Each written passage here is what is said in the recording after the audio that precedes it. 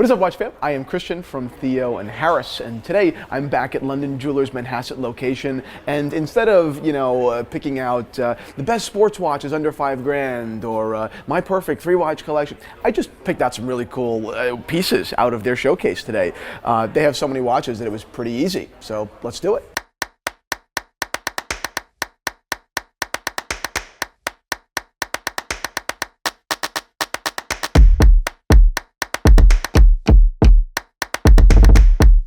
All right, so I tried not to have a theme here, and there really isn't a theme. I suppose if you look for a theme, you can find one in anything, right? We have 2 chronographs and then a Bvlgari, a sports watch that I never expected Bvlgari to actually remanufacture or reintroduce into their collection, and I never expected to review it because it's so not me. But you'll find more about that in a minute. Let's start off with this Montblanc. When I saw this in the London showcase, I freaked out. This is a watch that I've been looking for just to hold for years since it was introduced, I believe in 2018, 2019. This is a Monopusher Chronograph from Montblanc, made in collaboration with Minerva, limited to 100 pieces, and it's done in green. This watch is unbelievable. It's kind of a modern watch enthusiast dream from start to finish. So let's start with the specs, and then we'll get into kind of what makes this watch so cool on a theory level. So it's 40 millimeters in diameter. It's a very good size, very modern. The case isn't necessarily distinctive. I do love the wide bevels that you find on the lugs, brushed finish throughout, and of course an oversized crown, which winds like a dream, and a single pusher for the chronograph function. You have cathedral hands at the center, Arabic numerals, a green fume or vignette dial, very, very pretty. And on the back side, you see the most impressive movement. You have the Montblanc M1321 movement. It's a manually wound chronograph, as we mentioned, Monopusher, finished so well. This movement is not just absolutely beautiful, but it's actually interesting as well. It's a descendant of the Montblanc chronograph from the 1920s, which was the calendar number 1320. So the predecessor, right? 1320, now the 1321. It's a fantastic movement. You don't really see this in modern watchmaking. You don't really see manually wound chronographs this incredible in modern watchmaking, period. And when you do, they're not at this price point, which is $30,000. Of course, 30 grand, it's a big nut, it's a big number, but if you're looking at the competing watches from different companies, and there are only a few, you find this is actually a value prop. Part of what makes it possible is the watch is in steel.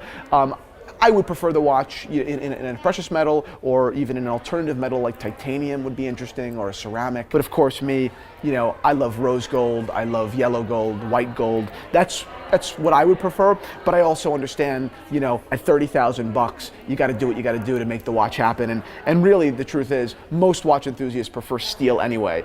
So maybe it's just my old school hang up. This watch is not for everybody. It's not designed to be mass market. The fact that Montblanc developed this piece is, to me, the ultimate gesture to the real, hardcore watch enthusiasts, to the people that do go off the beaten path. This was obviously not a cash play. This watch will not make Montblanc any richer than it was yesterday, but much more respected. And when you're trying to be mobile as a brand and gain more respect and change your image, like Montblanc is doing and has been doing for the last couple of years, it's watches like this that have the power to actually do that. So it's a beautiful piece. It's fantastic. Again, limited to 100. The fact that I'm holding this watch to me is a surprise. I'm blown away. Next watch, let's go to the Bvlgari. Like I mentioned, this is not a watch I ever expected to see.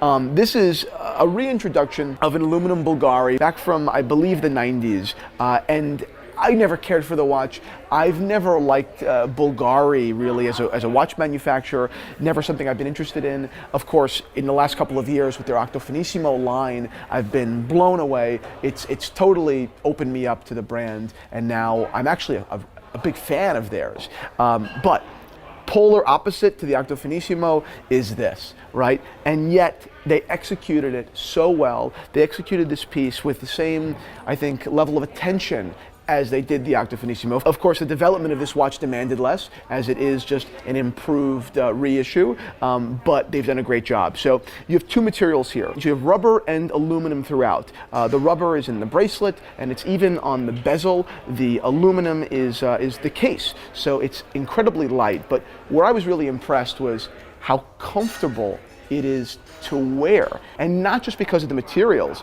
but because of the case shape. I mean, they did this watch perfectly. A friend, and you're probably watching this, Salva, sent me this watch on Instagram last week. And I didn't really care much for it. It didn't do anything for me. He's nostalgic about the 90s and their style. I'm really not. I think 90s, I don't think of beauty, I think of an awkward stage. But the truth is, Salva was right. This watch is absolutely worth looking at. And the price point, just under $3,000, is fantastic. The movements are ETA. That has been very public. They're not hiding that by any means, and I have no problem with ETA movements. They're obviously fantastic, high quality, serviceable movements. My only problem is when brands present things dishonestly. They charge a tremendous premium and kind of hide the fact that they're using a base caliber. But the truth is here, Bvlgari was very forthcoming. Again, the bezel with the Bvlgari, writing on it, it's a little much, but I don't know. It hit a soft spot for me. This whole watch really did. And you wouldn't expect that if you know my taste. I also love, it's worth noting, the dial color, which is kind of silver. It really actually is the color kind of aluminum. It really matches the case quite well. Not exactly, but it complements that aluminum perfect. Little note that I think is not impressive, but was a good decision. The red accents are a deep red. I think a bright red would have been cheap. This is just, it's just really, really well done. It's very nice. Last watch is by carlfbucherer. I've spoken about this watch before. I absolutely love this piece. First thing that jumps out for me is the rubber strap. This is an incredible strap. For real, I mean, I know it sounds like such a stupid thing to compliment, but the truth is the strap is so incredibly comfortable. I love the design of this watch, classic panda. The model's name is the Heritage Bicompax Annual, so it is an annual calendar. You've got the date and the month displayed, of course. Annual calendar, real quick explanation. Calendar function introduced by Patek Philippe in 1996, I believe, long after the perpetual was invented. The annual calendar requires adjustment just one day a year. That tricky end of February, that's it. So while it's not as expensive as its brother, the perpetual calendar, which understands the leap year, it's almost just as useful, and it's rare to find this complication in any brand. The only other brand that I know that manufactures a popular annual calendar is Omega in their Globemaster. I did a review on that watch last week. The configuration here is beautiful. Like I said, classic panda. The case is very thin, very vintage feeling. I would buy this watch in 2 seconds. It is automatic, which is also convenient. I know I'm a sucker for a manually wound watch. Most of my watches are manual. My only objection with automatic watches generally is that they tend to be very, very thick, but this watch is not. The profile is fantastic. There are very few watches under $10,000 that I recommend this strongly. And the fact that this piece comes from a brand like carlfbucherer, which is not the world's most famous, popular, or sought after brand, is so impressive. It's watches like this that actually give brands mobility. Right? It's a watch like this that can change how a brand is looked at in general. It attracts people to the case and really gives the salesperson the opportunity to storytell. Frankly, I don't even want to take this watch off. It's so beautiful, and everyone knows I'm not the biggest sports watch guy, but it's not often that you see a carlfbucherer out in the wild. It's not often that you hear people talking about them or considering them. I think that's a big mistake. I'm actually a really big fan of their collection. And I think, like so many of you guys out there that agree with me, it's smart, fun to venture off from what everyone else is talking about. There are great popular things in the watch industry, but I think that we should all, challenge ourselves a little bit to look at what other less popular manufacturers are doing, because a lot of those manufacturers are actually working harder for your money. Right? They don't have all of the brand clout and equity to just cash in and get the sale. They actually are forced to blow you away, which is exactly what carlfbucherer did with this watch. Fantastic pieces. I'm so glad that I did this and went a little bit off the beaten path. I'm going to go downstairs, hang out with all the London folks. We're doing a watch fair today, so I'm going to go talk about watches. Thank you all so much for watching. Subscribe to our channel at Theo and Harris if you love watches, and comment down below. I want to hear some of your thoughts.